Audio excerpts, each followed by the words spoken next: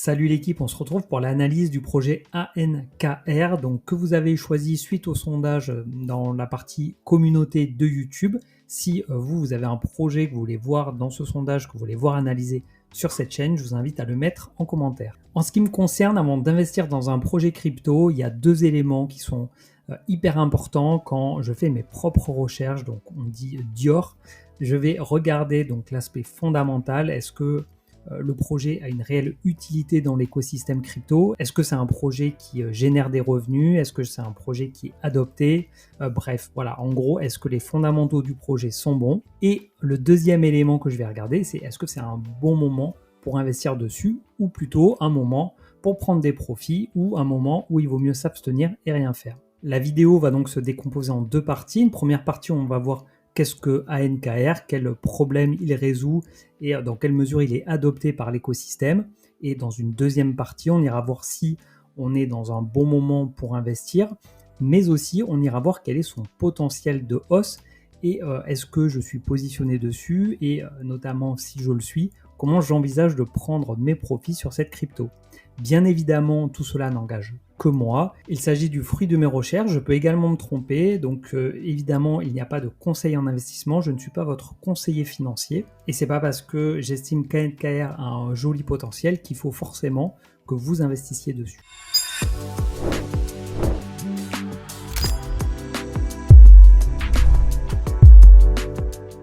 Bienvenue sur La Crypto by Joe, je m'appelle Jonathan, j'investis dans les cryptos depuis 2017 et depuis quelques mois maintenant j'ai décidé de partager mon expérience au travers de cette chaîne YouTube où je vais faire des vidéos de différents styles, des vidéos tuto, des vidéos stratégie, des vidéos peut-être plus mindset, des vidéos compréhension des cycles, des vidéos d'analyse de projet et également des vidéos de bilan de la semaine. Donc si tu penses que ça peut être utile, je t'invite à t'abonner et à activer la cloche pour ne pas louper les notifications pour les prochaines vidéos. S'il y a un sujet que tu souhaites que j'aborde également en vidéo, je t'invite à me le mettre en commentaire. Si tu débutes dans les cryptos, j'ai créé un guide gratuit disponible dans la description donc pour débuter sereinement dans l'investissement crypto. Et on attaque maintenant la partie fondamentale d'ANKR.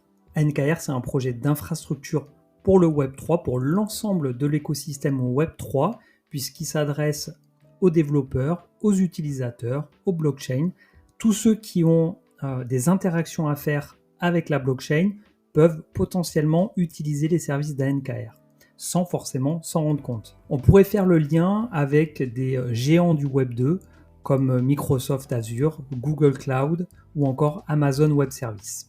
D'ailleurs, ANKR a un partenariat avec Microsoft et il ne faut pas s'y tromper, c'est Microsoft qui utilise les services d'ANKR. Si la technologie blockchain continue d'être de plus en plus utilisée et que ANKR se positionne comme leader de solutions d'infrastructure, on peut imaginer que ANKR puisse devenir un des géants demain du Web3. Donc ça c'est pour le côté un peu waouh, vraiment gros potentiel de ce projet. Maintenant voilà, il faut savoir quand même qu'il y a de la concurrence, c'est pas un projet non plus qui est seul sur ce domaine-là évidemment, mais en tout cas aujourd'hui il dispose d'un réseau qui est ultra décentralisé, en tout cas qui est reconnu comme un des plus décentralisés et en interaction avec quasiment toutes les blockchains, qui est très implanté dans l'écosystème et qui est considéré comme sous-estimé, en tout cas la valeur de son jeton ANKR par beaucoup. ANKR n'est pas une blockchain, c'est un prestataire de services pour l'ensemble des blockchains. Il faut savoir qu'en 2022, il y avait 17 blockchains qui étaient, on va dire, connectées à ANKR et aujourd'hui, il y en a plus de 55.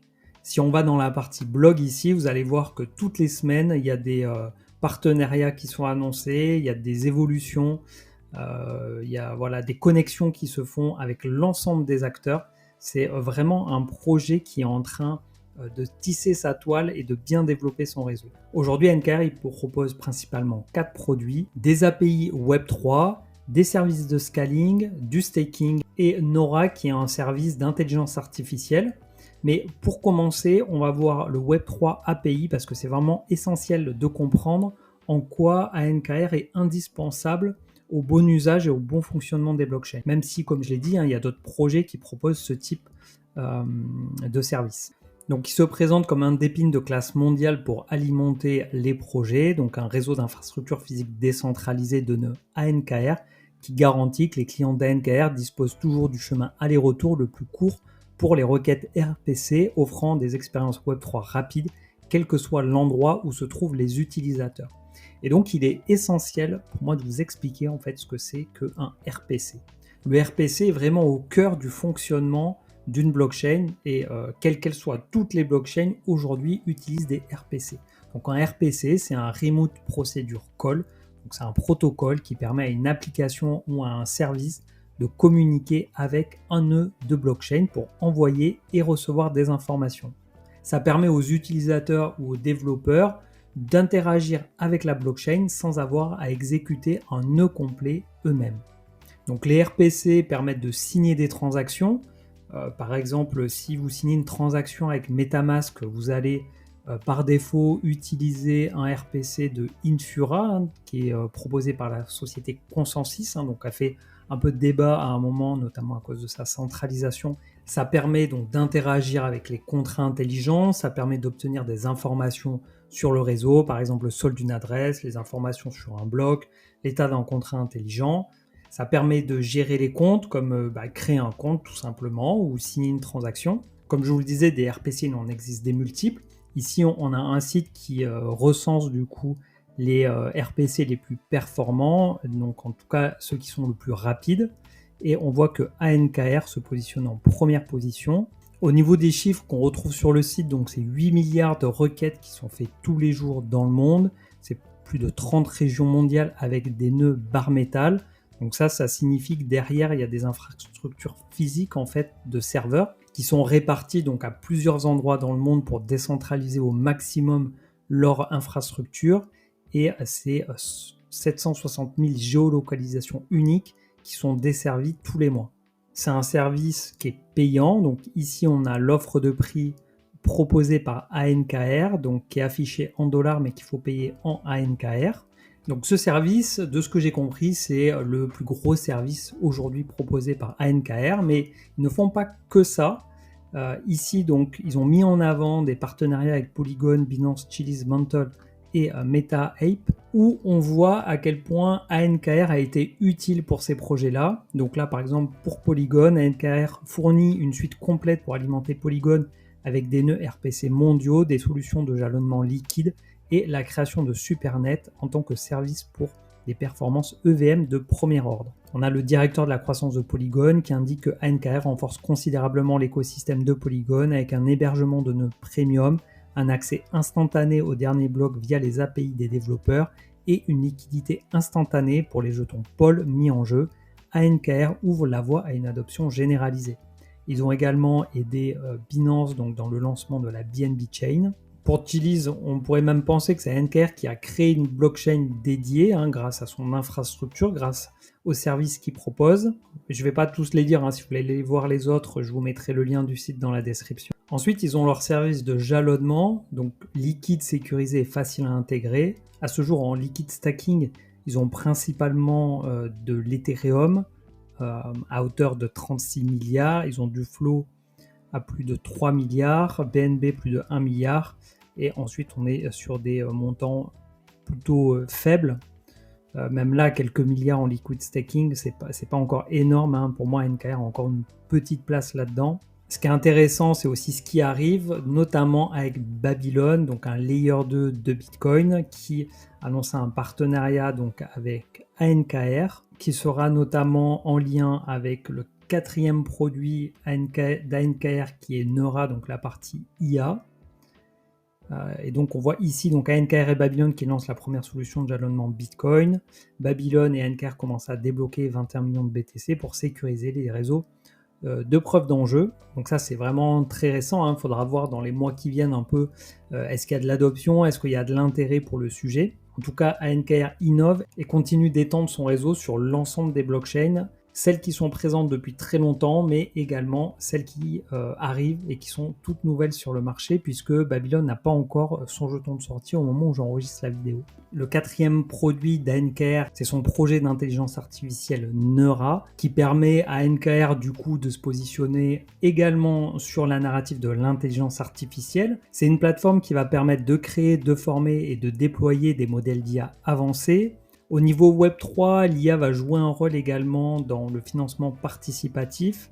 on retrouve ici donc des offres de modèles initiaux, IMO, qui vont permettre au projet de lever des capitaux en crowdsourcing avec des jetons représentant une propriété partagée. Donc l'IA va être utilisée pour la vente des jetons, pour fractionner la propriété et pour partager les revenus. L'IA va également participer à l'exploitation des données sécurisées, sûres et vérifiables, donc avec du stockage de données décentralisé. C'est en partenariat avec IPFS, Eigenlayer, Arwave et Celestia. Ici, on a la combinaison entre l'IA et la DePIN où Neura va offrir l'accès à un réseau de fournisseurs de GPU décentralisés permettant aux constructeurs de lancer et de faire évoluer l'IA avec un calcul flexible, abordable et à la demande. Donc on a IA, Web3, cryptographie et cloud. Comme je le disais, tout ça est encore très récent, donc à voir un peu comment ça évolue. ANKR qui était une crypto du cycle précédent, on le verra tout à l'heure sur les graphiques car il a déjà connu une très belle phase haussière en 2020-2021. ANKR se réinvente sur ce cycle 2024-2025, notamment en intégrant donc l'intelligence artificielle qui est une narrative qui est quand même assez porteuse, même si force est de constater en tout cas sur les graphiques que ANKR aujourd'hui ne performe pas très bien. Mais avant d'aller sur les graphiques, on va aller voir la tokenomics du jeton. C'est un projet qui a levé presque 18 millions de dollars, notamment en 2018, et force est de constater qu'il n'y a pas eu de gros multiples, en tout cas pour les premiers investisseurs. On est entre l'équilibre et au maximum x5, x6 par rapport au prix actuel. Après, si on regarde par rapport au vesting, les investisseurs ont reçu leurs jetons courant d'année 2019, donc avant le marché haussier de 2020-2021. Donc je suppose, en tout cas j'espère pour eux, qu'ils ont vendu et pris des profits pendant la hausse. En tout cas aujourd'hui, 100% des jetons sont débloqués. Ici on a une capitalisation de 245 millions et après dilution 245 millions puisque sur les 10 milliards de jetons, les 10 milliards du coup sont en circulation depuis un petit moment maintenant. Je ne vais pas du coup revenir sur la répartition initiale qui était quand même pas terrible et très favorable aux investisseurs comme souvent, car aujourd'hui voilà, tous les jetons sont libérés et ce déjà depuis un petit moment, depuis au moins 2 ans maintenant. Au niveau de l'utilité du jeton, donc là on est sur le white paper 2.0. Donc ANKR qui sert, comme on l'a vu, à utiliser ANKR Network Premium donc pour l'usage des requêtes RPC. Ensuite, pour ceux qui veulent devenir des fournisseurs de nœuds sur ANKR, donc il y a un dépôt à mettre en garantie. Donc ce dépôt-là, il se fait en ANKR. Ces fournisseurs, en retour, ils reçoivent des récompenses en ANKR. Ensuite, il est utilisé également pour les récompenses de ceux qui stackent des ANKR pour sécuriser le réseau. Il sert également à payer les auditeurs de nœuds indépendants. Et pour finir, il sert à voter les propositions de la DAO. Ici, on a un schéma qui nous explique un peu le fonctionnement, donc avec ANKR au cœur du fonctionnement. Donc en haut, on a toutes les raisons en fait d'utiliser les services d'ANKR, que ce soit des protocoles de finance décentralisés, des projets Web3 ou tout simplement des jeux. L'utilisation des différentes blockchains, quelles qu'elles soient, vont envoyer en fait tout un tas de requêtes via ANKR. Une partie des récompenses donc, qui va aller aux fournisseurs de nœuds pour le réseau décentralisé. Ceux qui vont déposer donc des ANKR en collatéral pour pouvoir fournir ces nœuds. Ici, on retrouve donc les holders du jeton ANKR, donc qui vont stacker l'ANKR dans les nœuds pour sécuriser le réseau et en retour, ils vont avoir donc des récompenses en ANKR. Au niveau du partage des revenus liés aux frais, on va en avoir 30% qui vont aller pour la DAO et 70% qui vont revenir au réseau. 21% pour les fournisseurs de nœuds et 49% pour les stakers. Le jeton ANKR est vraiment au cœur de l'écosystème Neura, donc son système d'intelligence artificielle, puisqu'il va servir au paiement, il va servir d'incentive pour les fournisseurs de GPU, de récompense pour les développeurs d'IA, pour la sécurisation du réseau via le stacking, pour ceux qui vont participer au levée de fonds, et pour accéder aux ressources de GPU. Donc une économie du jeton que je trouve plutôt bonne, tous les jetons sont en circulation depuis un petit moment, il n'y a donc pas de risque de dump par les VC, contrairement à beaucoup de projets qui sont sortis récemment. On a un jeton qui est utilitaire, je pense. Plus le réseau est adopté, plus les services d'ANKR sont adoptés, plus le jeton du coup devrait se valoriser. Je vous mets le lien dans la description si vous voulez en savoir plus, parce qu'on va maintenant passer sur les graphiques, petite analyse technique et projection des potentiels de hausse et des paliers de prise de profit qu'on va pouvoir faire avec ANKR. On trouve sur le graphique donc ANKR USDT, on est en weekly, donc on voit un jeton qui a été lancé en 2019, qui a connu une très forte explosion en très peu de temps. On a plus de 2000% quasiment en quelques semaines, en 6 semaines. Donc vraiment très très puissant. Et ensuite, la correction du marché baissier avec quasiment un moins 93%, un plus bas qui a été touché fin 2022. Donc on voit quand même qu'on a, si on veut voir des points positifs, qu'on a ici donc des plus bas qui sont plus hauts et qui sont nettement supérieurs ici au niveau de 2019-2020, donc avant son explosion. On a à plus court terme ici des plus hauts qui vont être plus hauts. Voilà, donc est-ce que ça nous indique un retournement avec un potentiel haussier? C'est ce que je pense. Après, ça reste que mon avis, encore une fois. Je ne vous conseille pas d'investir sur cette crypto. Au niveau de la zone, si on regarde, comme j'aime bien au niveau des Fibonacci, on a le point bas ici, le point haut ici. Alors, je vais me décaler un peu parce que sinon on voit rien. Voilà, on est actuellement donc dans la zone des 786, donc une des meilleures zones de rechargement long terme. Moi, je considère qu'on est dans une bonne zone de rechargement en dessous des 0,618. Donc, du coup, on était il y a quelques jours dans cette zone-là. Là, en ce moment, ça corrige. On a un contexte géopolitique qui crée des tensions sur les marchés à risque, dont les cryptos. Et ensuite, si on se tourne vers le potentiel, donc on va voir deux méthodes, donc les Fibonacci et ensuite plus un calcul par capitalisation. Donc au niveau des extensions de Fibonacci, on va aller du point haut au point bas. On a les extensions de Fibonacci qu'on peut voir sur le mouvement, on va dire, récent, mais on peut aussi les voir sur l'ensemble du mouvement. Et là, on va aller chercher des cibles beaucoup plus élevées. Donc ça marche en fonction aussi de la dilution des jetons, selon la libération des jetons qu'il y a eu sur les dernières semaines, les derniers mois, voire les dernières années. Les extensions de Fibonacci n'ont aucun sens, en tout cas pour moi. Et là, en l'occurrence, il va falloir faire attention sur ce projet parce qu'il y a quand même eu pas mal de jetons libérés en 2022. Donc ça impacte quand même cette logique-là. Donc en ce qui me concerne, donc je mettrai un premier palier de vente ici, premier palier au niveau des 1,618 par rapport à ce mouvement-là, ce qui correspond également à une zone de travail sur le cycle précédent. Donc là, je mettrai 20% de ce que j'ai en ANKR.